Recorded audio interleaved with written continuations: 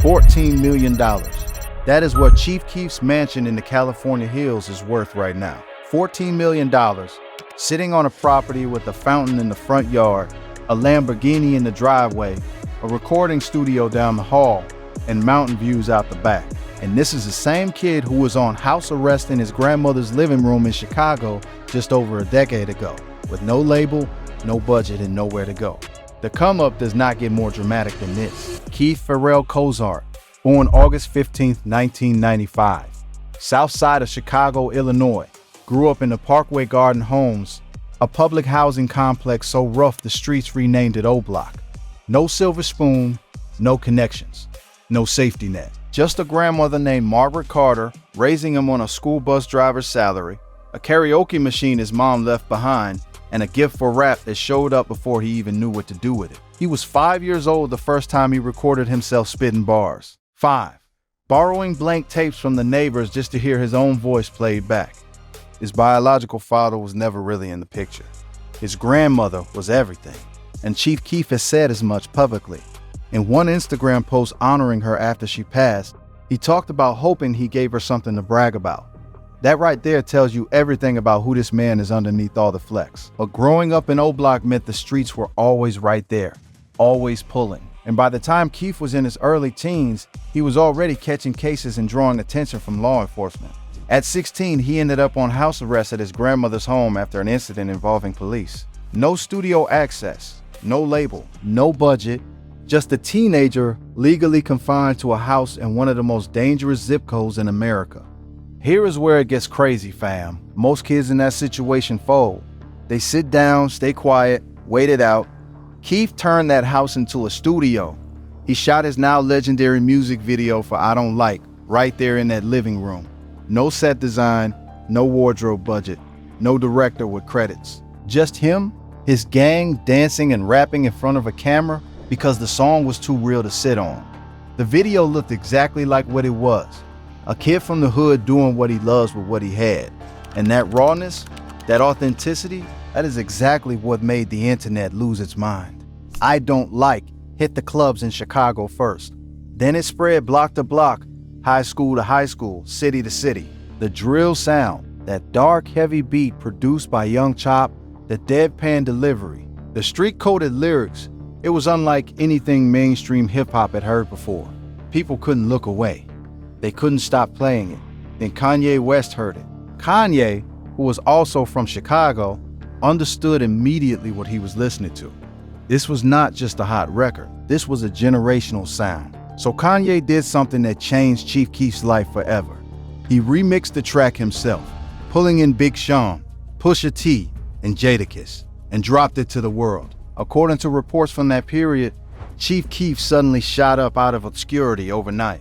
That is the only way to describe it. One day, he's a 16-year-old on house arrest in O Block.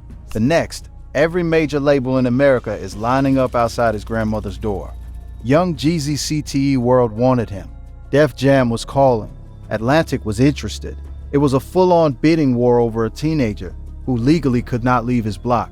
Chief Keef and his team waited it out and let the offers stack. And when they finally made their move, they went with Interscope Records, one of the most powerful labels in the world, for a deal worth $6 million across 3 albums, plus an additional $440,000 advance to launch his own label imprint, Glory Boys Entertainment. $6 million, a 16-year-old. From O Block, Chicago, let that actually sit with you for a second. This is a kid who was on house arrest months earlier shooting a music video in his grandmother's living room because he had nowhere else to go. And now he is signing a multi-million-dollar record deal that would have seemed like a fantasy to anyone who knew where he came from. His debut album, Finally Rich, dropped in December 2012. Love Sosa and Hate Being Sober were on there. The project peaked in the top 30 of the Billboard 200. The world now knew the name Chief Keef. The drill sound was officially out of Chicago and onto the global stage, and the money was officially flowing. And the very first thing he did with that money, he started spending it on properties and living like the future he had always envisioned for himself. The come up had begun, but that's nothing compared to what he has built since. Because the real Chief Keef empire story doesn't start in Chicago. It starts the moment he got on a plane and headed west. because Chicago gave him the come up. California gave him the empire. And the difference between those two things is everything. Now let's move on to the California pivot, because this is where the story gets genuinely fascinating. One of the first things Chief Keef did with his Interscope money was rent the 6,000 square foot mansion in Highland Park, Illinois, a suburb just outside Chicago. 6 bedrooms, a home theater, views of Lake Michigan. This was a teenager, fam. A kid who grew up in a housing project, now rattling around a 6,000 square foot palace. You can just see how surreal that must have felt. Going to sleep in a house that size when months earlier, you were under house arrest in your grandmother's living room. But the Highland Park chapter collapsed fast. By 2014, he had fallen roughly $30,000 behind in rent, and the eviction notices hit. Now, most people in that position would go quiet, embarrassed, maybe retreat back home and regroup in private. Not Sosa. He went on Instagram almost immediately and posted 2 words: "Sky is the limit." Then he announced he was moving to California. What really got people talking was the boldness of that move. No apology, no explanation, just a rebrand in real time, executed with the same confidence he brought to everything else. He packed up and headed to Los Angeles, one of the most expensive real estate markets on the entire planet, and started building from there. He landed in the San Fernando Valley, specifically the Woodland Hills and Tarzana corridor.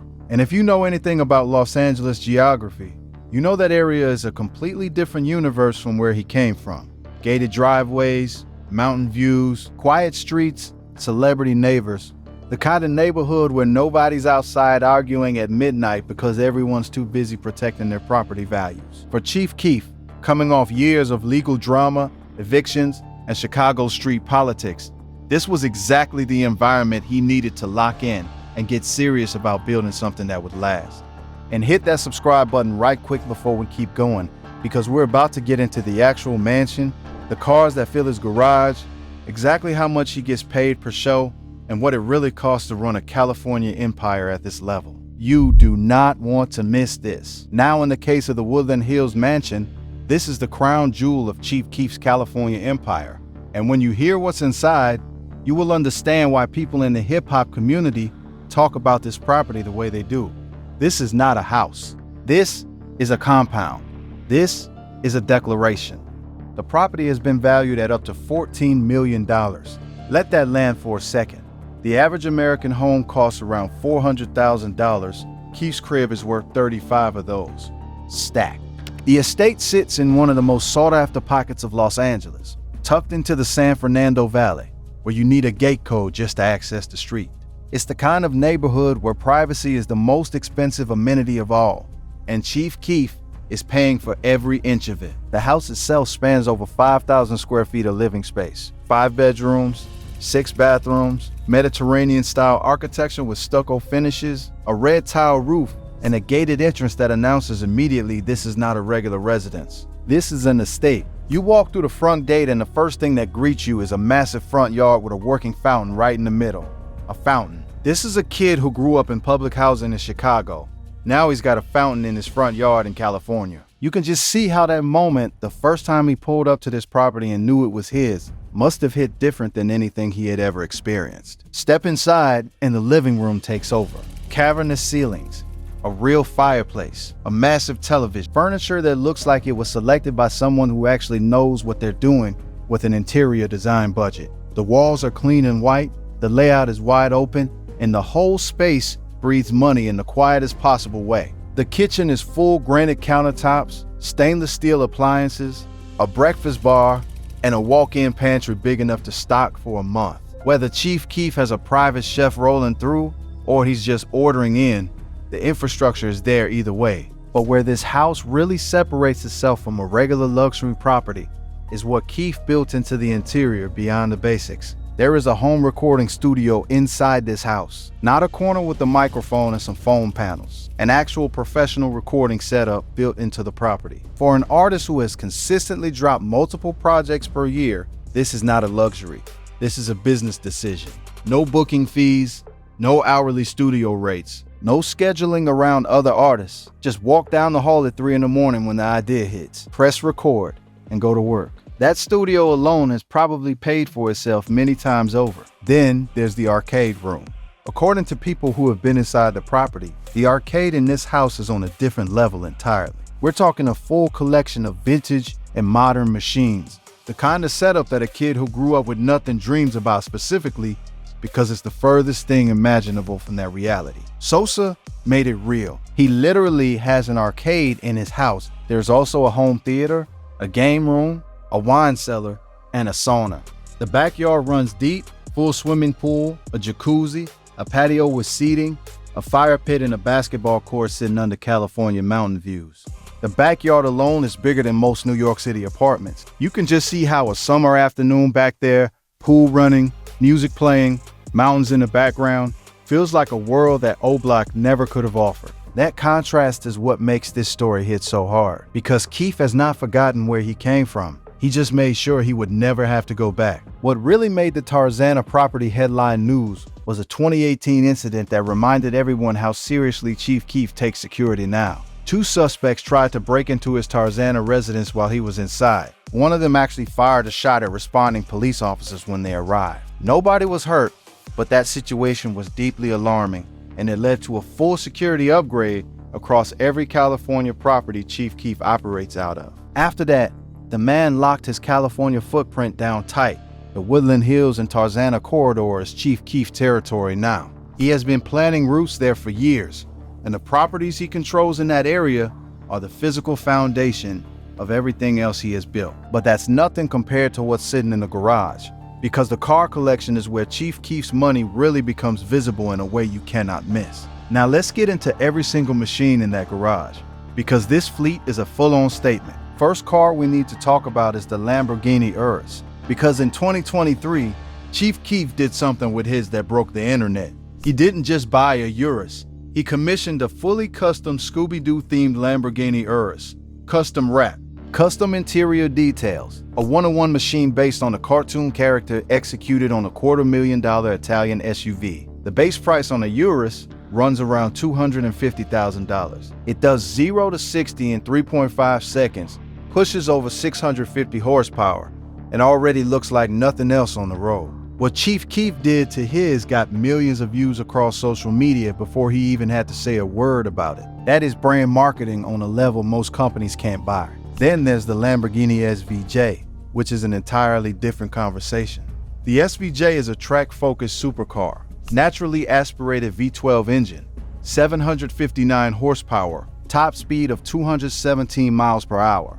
Only 900 coupe versions were ever produced worldwide. The retail price sits around $580,000. Chief Keef has one, sitting in his garage in Woodland Hills, waiting for the mood to strike. The Rolls-Royce Cullinan is in the fleet too.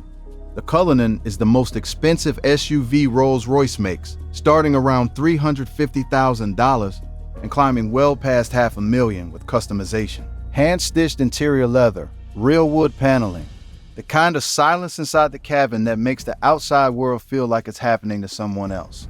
This is the car you pull up in when you want to say everything without opening your mouth. The Ferrari SF90 rounds out the top tier. Ferrari's plug-in hybrid hypercar, 986 combined horsepower from a twin turbocharged V8 and 3 electric motors. 0 to 60 in 2.5 seconds. Top speed over 200 miles per hour. Base price around $520,000.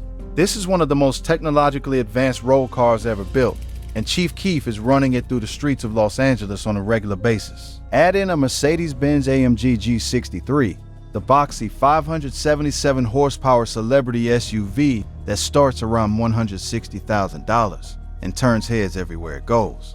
And the Mopar red-eye Dodge Challenger throwing down 797 horsepower of American muscle.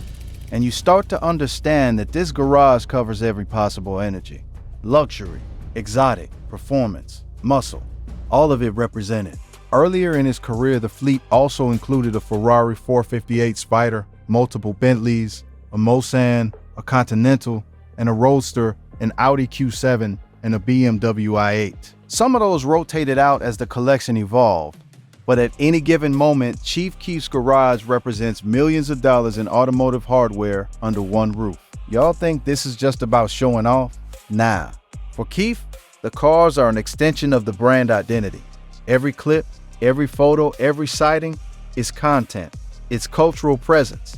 It's the answer to every person who ever doubted that a kid from Parkway Garden Homes could build something real and lasting. Pulling up in a $580,000 SVJ when you used to borrow blank tapes from your neighbors to record your voice is not a flex. It's a testimony. It's the physical manifestation of a story that most people would not have bet on. And Sosa knew it was coming the whole time. Now let's get into the actual money. How much he earns, how much goes out, and how he keeps all of this running. Because this is where people's jaws really drop. Chief Keef's estimated net worth sits at around $4 million as of 2025. Some reports put it higher, some lower.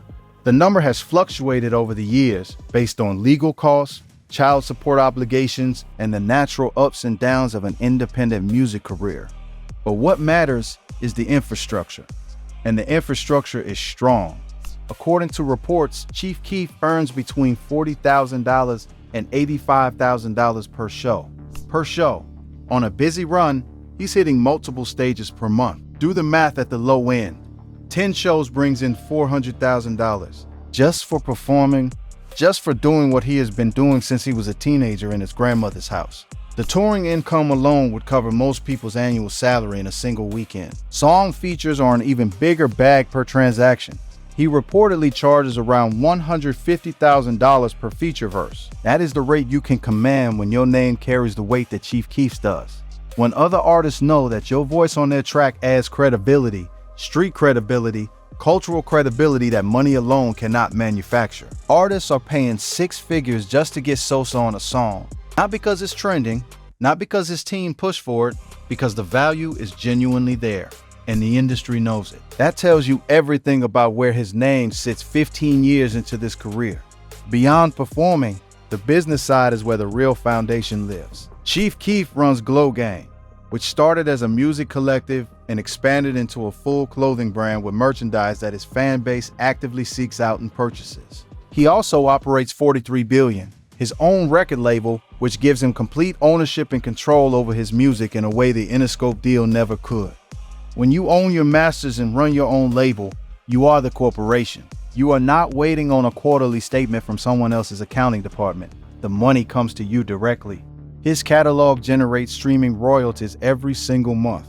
Love Sosa has been played hundreds of millions of times since 2012. I Don't Like Finetto, Keki, Earned It, Numbas. These records are still playing in cars, gyms, and parties all over the world more than a decade after they dropped.